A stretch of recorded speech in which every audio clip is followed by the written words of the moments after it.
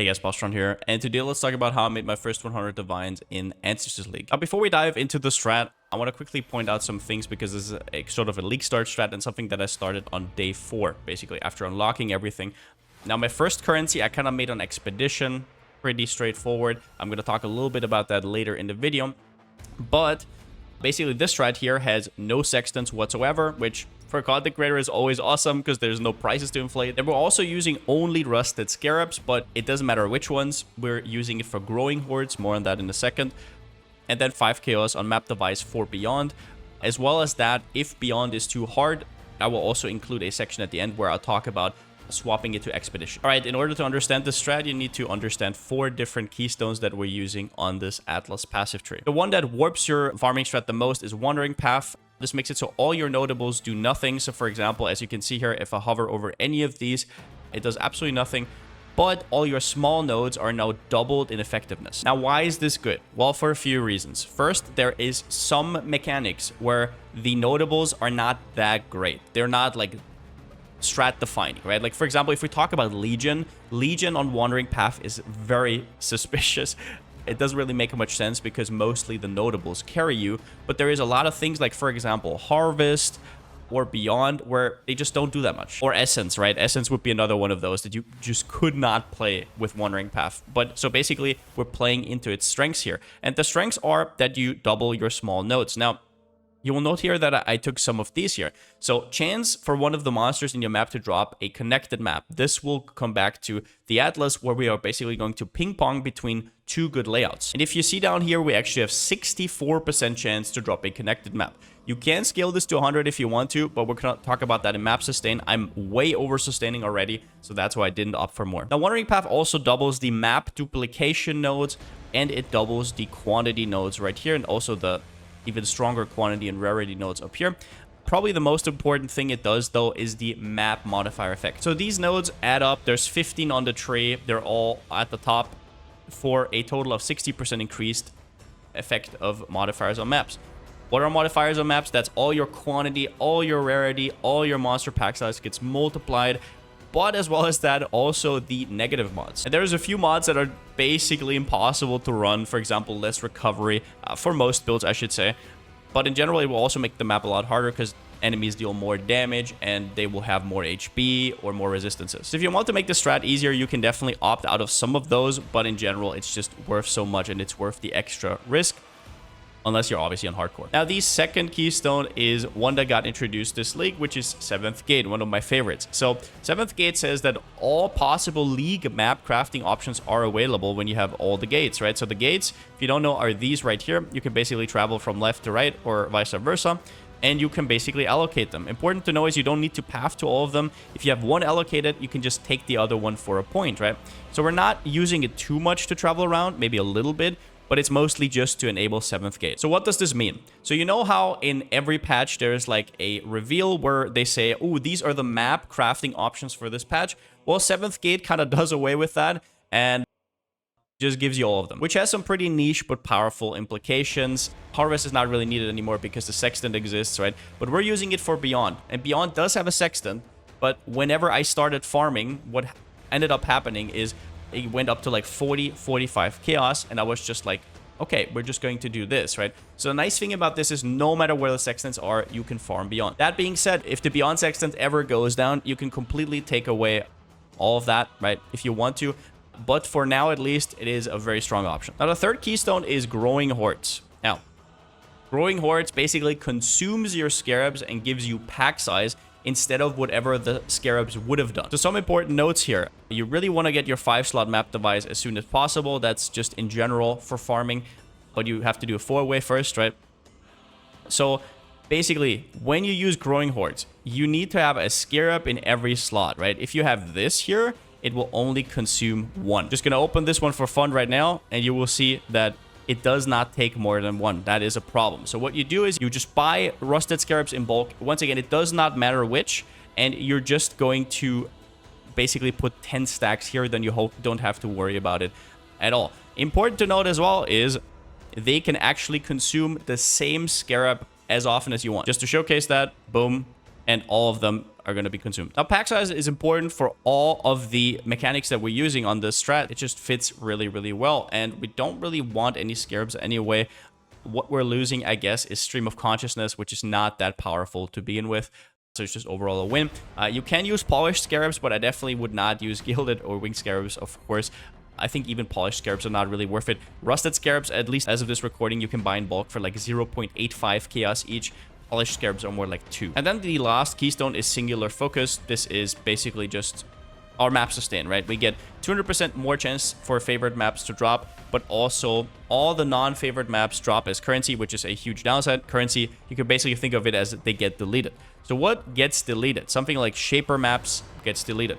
Conqueror maps, they can still drop, but only if they drop as one of your favorite maps. Same is true for Elder maps. For example, Synthesis maps also get deleted. Overall, it sounds like a big downside, but it really isn't. However, I will say this. We have oversustained so much on this version of the strat that you could try without if you want to. But I would rather just sell my excess strands.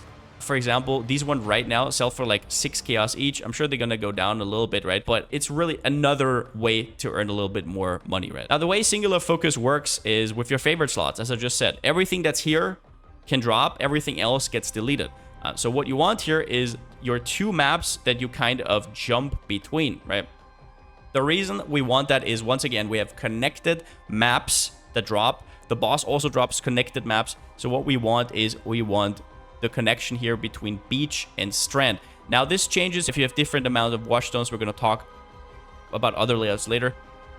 But in general, that means that you want, for example, I have 4 beaches and 8 strands right here. Those are the 2 maps I chose. If you're choosing something else, you take those 2. I would say the map that you like less, you put 4 in, and the map that you like more, you put 8 in, or you can also do a 6-6 split. And I'm warning you again that if you do this wrong and you forget about it, then you're going to drop no maps. So if you feel like you're dropping no maps, that is what you did wrong. Now let's go into the mechanics that make us our currency. First up is Delirium. I kind of ordered these in terms of how much currency they made me relatively, and Delirium just shines, and that's for basically just one reason: Delirium orbs. These are worth quite a bit. We farmed like 300, 400-ish. I guess these are the last ones to the left. Okay, the pricing is off. All right. So what you do is basically you farm them up, right? And at the end, you convert them all into fine Delirium orbs, Diviner's Delirium orbs, and Skittering orbs. And you do that with the Hoarder crafting station. So if you go here and you type in Delirium, you'll see Delirium orbs. You can convert them. They cost 30 juice per, right? So a stack would be 300 per click, but it is usually worth it, at least as of this recording. Convert them into, once again, the currency one, Diviner's one, and Skittering one is your big payoff. But it is weighted, so you're not going to get Skittering that often, which is the Scarab one, right? This is your big money maker. You will also drop a lot of splinters. I think in the end, in total, I probably sold around about 30 of them. So yeah, that's also good money, especially if you have them in bulk. You can sell them really well.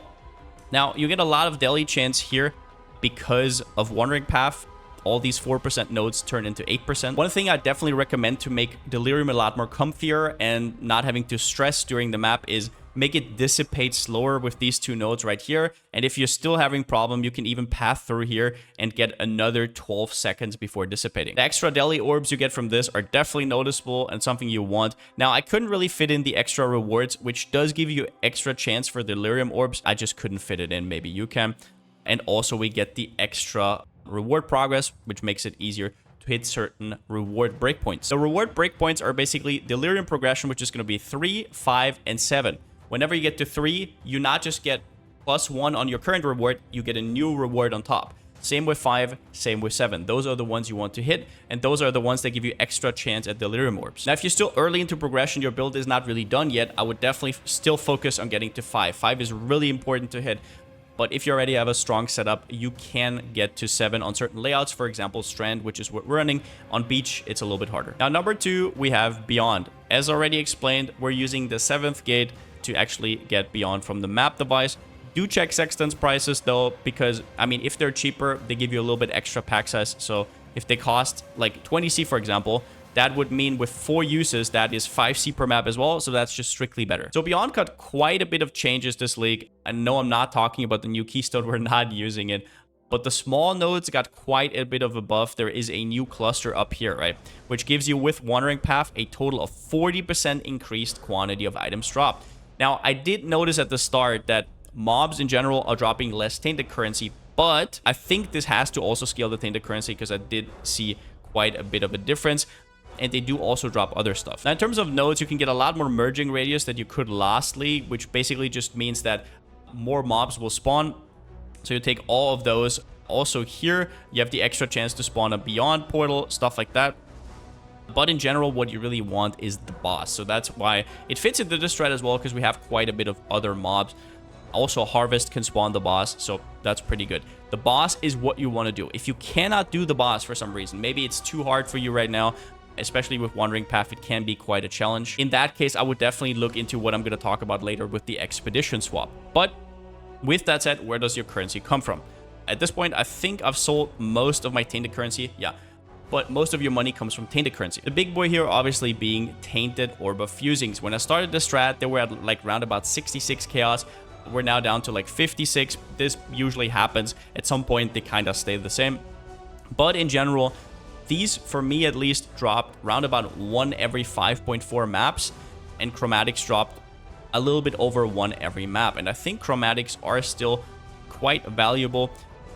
A lot of people need these, so if you want to buy them in bulk, which you're going to provide, they're still 6 to 7 chaos each. Now, with our old raids, we made 15.04 profit, so that is already minus the 5 chaos you pay for the map device, and also minus 1 of the scarabs for growing hordes, which we kind of said, okay, that's going to play into Beyond, fine. So that will obviously fluctuate. It will go down over time. It is what it is. At some point, Beyond might not be worth it anymore, and at that point, maybe you want to swap to Expedition, which is definitely not a mistake or anything. So this is something to keep an eye on. But as of right now, Tainted Orb of Fusings are still big money makers. But, and I'll stress this once again, it's not that easy. The bosses are very tanky. If you take like 40 seconds for one of these bosses, you should probably not do the mechanic, because at that point, it's just not feasible. You could do a whole expedition in less, right? So if you played something like Hexblast, you're fine. But if you're playing something like Lightning Arrow or maybe Corrupting Fever and your single target damage is not as good, then you might have a problem and you might want to switch to Expedition. Now, number 3, let's talk about Harvest. So the first one to knock out of the park right now is Crop Rotation. There is a new keystone, and I tried it. Honestly, it's a really fun keystone. I might make a video down the road about how to set this up. I could not make it work to where it was better than anything else, like just normal, right? Obviously, you wouldn't do it on Wandering Path. You want some of your notables. We did try it out with notables, but I never felt like it's that great. I will say this, you'll get more bosses. But until somebody more big brain than me can pick this up and make a big brain strat about it, maybe something I missed, I think Crop Rotation should be on your not to take list for now, especially not in this strat.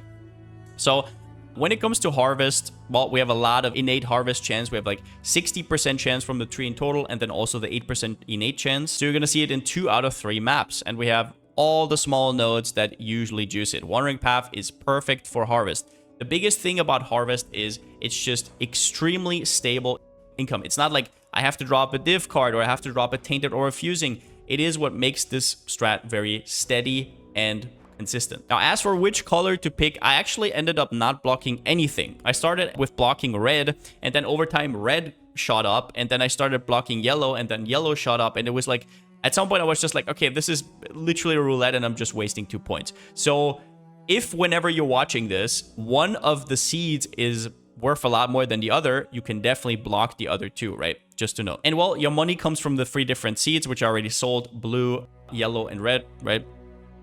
Do make sure that you save them up until you have a lot. What I noticed is they sell extremely well in bulk. I basically sell them in bulk of 5 or 10 divines each, right?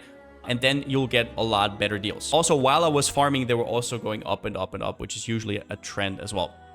But in general, Harvest, really, really solid and just really reliable. Now then, when we get to altars, this is a little bit of a interesting one because you can go blue or red. If you're watching this later in the league, I would probably go blue, to be honest. Blue gives you a lot of quantity, which kind of juices your Beyond, it juices your Harvest. But as of right now, with like sextants being what they are, with like even small gumball currency still being worth currency, yeah, red altars are just king. but later you can definitely swap to the blue altars. They're also a little bit more hype because you could get the divine altar. So by no means do I say that you have to go red. You can definitely also go blue. You even path there. One thing I'll always say this is if you're running red, you definitely have to get unaffected by Burning Ground. Otherwise, you're dead. Now let's talk about map choice and map sustain. So I chose Beach and Strand, but you can only do this if you have 4 Void Stones. So if I remove one of my Void Stones right here, you will see that Beach is a tier 13 map. Strand would be fine. 14 to 16 is fine. 13 is not good. And that's because 13 does not let you use one of these influences, right? So that is a big deal. Now, the reason I like Beach and Strand is because Beach is a very solid map, a very fun map. It's open. It also drops the new Divination card, the Fortunate, which can give you 2 Divines. And over all the beaches I farmed, I've actually gotten 4 Divines out of that. So that's a nice, I guess, side hustle. Now, Strand, it's just a really nice linear layout. You don't have to think about much. It's really good with Delirium. You can get to that 7 reward breakpoint. But if you don't have 4 Void Stones and you don't want to pay for boss completions, you want to do it yourself later, whatever, there is a few other options. Obviously, knock yourselves out. As long as the 2 maps you're running are next to each other, it is fine. I will point another one out that I was thinking about playing, which would be Mausoleum and Glacier. If you guys remember Jungle Valley last league, which a lot of people farmed because you can't get the boss altars, basically only giving you the good altars. The same is true for Mausoleum. The boss does not show up on the map, so it doesn't spawn those rewards, which is very nice. It's also not the worst map ever, so that's pretty cool. And Glacier is just a really fun map to play in general. A lot of big packs for Beyond. Downside though, both of these maps are not very good at Delhi. So that's just my next thing that I would play. But once again, you could play whatever you want. You could probably try something like maybe City Square, Crimson Temple, whatever you want. Now, the sustain is ridiculous. You're so over-sustaining so hard that you will have to sell whole inventories of maps at some point so it fits in again. If you're not over-sustaining like that, you're not getting unlucky. For example, let's say you do 20 maps and you return like 4 or 5. That's not you being unlucky. There's something wrong, and we probably don't understand singular focus. In that case, just unspec the singular focus. There is no way, after like a decent sample size, you're not sustaining. It is literally impossible. All right, but let's do a map so I can showcase you some stuff. So we're going to use Strand in this example. We're using 4 chisels. We're going to apply an Orb of Alchemy. In this case, I got one of the things that I don't want, which is chance to avoid elemental ailments. One important thing is that usually my build could run 70% chance to avoid. I just need to like apply Ignite once to get my bonuses, Shock once, and I'm hitting a lot. But the thing is, with Wandering Path and Map Effect, that goes over 100, so I can't apply any ailments at all anymore. That's what I meant with the maps get a little bit harder. In this case, I got an easy one. Now, when it comes to which scarabs to use, there is a few ones that are worth more than they would be on the market. So for example, Legion scarabs I wouldn't put in because they sell way better than some others. There's some really trashy ones. Just look up whatever. It's usually like stuff that's not worth much is Metamorph, Torment, Soulfight. Just buy them up and to put them in bulk. So if you just have 10 stacks, you're never gonna have any problem. Just put 40 scarabs in here and you can do 10 maps, rinse and repeat after every 10 maps. Now, one thing to note is if you already roll Beyond on your map, you basically just saved 5 chaos. So that's also nice. But if you don't, you have to apply it yourself. You put in Searing Exarch and we go. When you're in the map, you check if you have a Delhi Mirror. In this case, we have one. Now on Strand, you can get to 7 rewards. I'm just going to play through it and talk a little bit over it. Oh, I completely forgot about Detonate Mines. Okay, maybe I should actually do damage. All right, so the big thing about the strat is you will very often spawn the Delirium boss, right? And when that happens and you are already sustained and you are... when that happens and you are in Delhi, it can get extremely tanky, right? Because Delhi just gives a lot of damage reduction. So what you have to do is you might have to just quit your Delhi, right? Like, depending on how strong your build is, you can quit it. But once you're at 5 rewards, you have the ability to just say, I don't want to do this anymore. 5 rewards is where it gets very lucrative, and you're most likely going to get at least 1 Delirium Orb. So if the map gets too hard, don't worry. Now, random breaches you can usually do. I don't mind it. But yeah, on your altars, you will always use the minion rewards. They give you Awaken Sextants. They give you a lot of like gumball currency, like Val Orbs and whatnot. All right, there we have the boss. Now, when it comes to the boss, right? some of these maps will be so rough that you will do like no damage in these, right? In this case, I have a Hex Blaster, so I'm gonna do just fine on this boss, right? But if you had a lightning arrow built here, it would take like a minute or so. So either remove the fog completely, or just use Expedition instead of Beyond. In this case, we did not get a Tainted Orb of Fusing. We didn't even get a Chrome, which is very unusual. We just got basically Gumball. This in total is like 4 or 5 chaos. So that was not the best thing, but at least we got our money back. Like I said, Tainted Orb of Fusings are around about 1 every 5 or 4 maps. In general, most of your Tainted Fusings will come, I would say like 80-85% will come from the bosses. Now, we just got a Sacred Grove. You'll get these almost every time, right? You have like 68% chance to spawn them. Now, you have to check the economy. If there is one of these that is worth more than the others, you obviously press that plot. But the most important thing when it comes to Harvest is look how many rare modifiers it has. Also, Harvest is really, really rippy, so just be aware of that. As you can see right here, those are some nice clicks. So you go here, and you want to see how many of these bluish ones, light bluish ones, are spawning. So in this case, we have 1 and 1. So we can choose whatever we want, right? Or whatever is worth more. Which seed is worth more? Is it red? Is it yellow? I don't know, right? But if one of them had 2, for example, you always take that one. Even if the other seed is worth a little bit more, because those are the ones that drop like 100 of a seed, right? Those are the ones that drop like 106, and the other ones mostly drop nothing. Another thing for efficiency's sake, in my opinion, if you come to a plot and both have no rare, I would literally just skip it. It's a waste of time. You're maybe going to get like 20. It's not even worth a chaos, right? So you click here, boom. You will often get some with like 2 or 3 rares. This was a pretty mid one. Now, once you get to 7 rewards, unless your character is godly, you can just release the deli. It's not about the splinters. It's mostly about the deli orbs. Let's see if we even got any. In this case, we actually got no deli orbs. Usually, the average, I would say, is you get round about 1.5-ish deli orbs per map. I've had maps where you get like 4, but then obviously you get some where you get 0. So let's just finish this. We have a random metamorph, which you don't really have to run depending on what your build is. For me, it's kind of free, for Hexblast at least. So you might as well run it, but yeah. So yeah, after you get 7 rewards, Deli is pretty much useless. You just destroy the boss, and we can do the metamorph here at the end.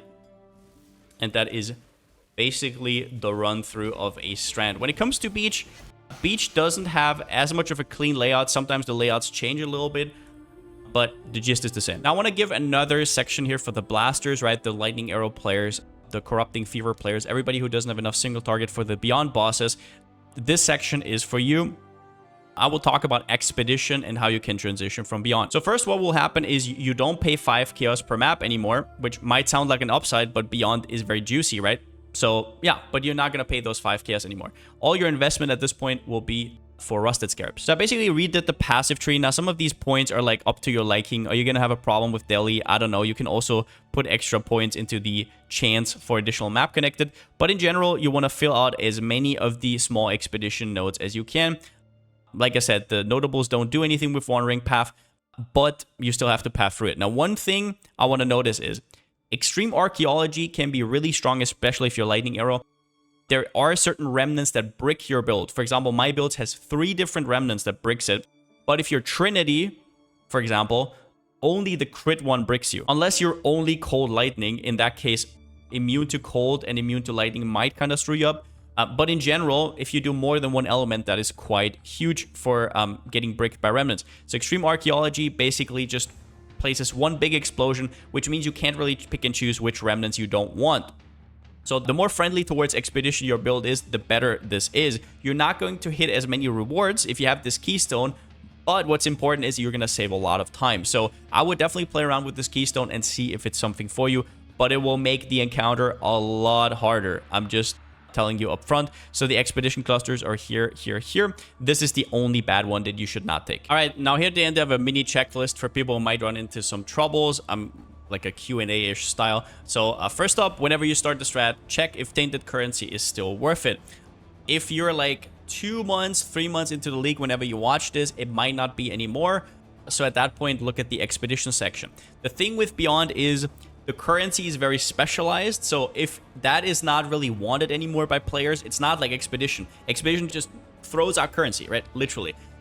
That never goes away. That never is a problem. It never inflates or anything like that. Now, if yes, right, if tainted currency is still worth it, how much are beyond sextants? So you can check, because maybe the whole 7th gate stuff at this point is not necessary anymore because sextants are, I don't know, like I said, if sextants are 20 chaos, they basically cost you the same per map as if you just did it on the map device, and you get more mobs from the sextant. So that is definitely something that you should check out next. And then, can you even kill beyond bosses? You probably can if it's like a nice map, but can you kill it when the enemy has like 70% more life and like 100% spell suppression? That's something you have to test out before, otherwise you're going to stand there. Once again, if it's too tanky, release the Delirium Fog, right? Next up, do you sustain maps? If you do not sustain maps, there is something truly broken. I don't know what you're doing. I don't know what is happening on your favorite maps. You should be running 2 connected maps, and you should have both favored at least 4 times each in order for this strat to work. You should be swimming in maps, so just know that if you are not sustaining, there's definitely something wrong on this strat. Is Delirium too fast for you? If Delirium's too fast for you, I took these 2 nodes, like I said, don't cut them, and you can even go further and take these. They will give you another 12 seconds of time. Also, do note that while you're in a harvest, you can portal out safely. The Delirium Fog will not disappear while you're in a harvest. Important to know, though, is that the loading screens and the loading times this league have been really bad for me. So if you have a Deli Fog and you load into a map, this loading time takes away from your Delirium Fog, right? Usually it took me like 1 to 2 seconds for a loading screen. Now it takes like 6-ish seconds. That is time that your Delirium Mirror thinks you're in the map already, just so you know. So that is a big problem this patch in general. So if you want to portal out, do it in a harvest, then you don't lose anything. I think if you do it next to an expedition, for example, it should also work, but I'm not 100% sure on that. And if maps are too hard, you can path a little bit different, right? I took all of these nodes. This is not inefficient pathing. I know that you could path here, right? But obviously these nodes are insane. What you can do is, for example, path here, remove these 3 nodes. Maybe you can get these 3 nodes done and move them here, right? These don't make your maps harder. These do. But yeah, in general, I hope you guys like the strat. Maybe try it out for yourself. Hope everybody had a good league start. It was quite a bit of fun. We're probably now moving on to the next build. I'm already pretty stoked. So if you see this divine stack dwindling over time, that is definitely going to happen. But with that being said, I still don't have a slogan. See you next time.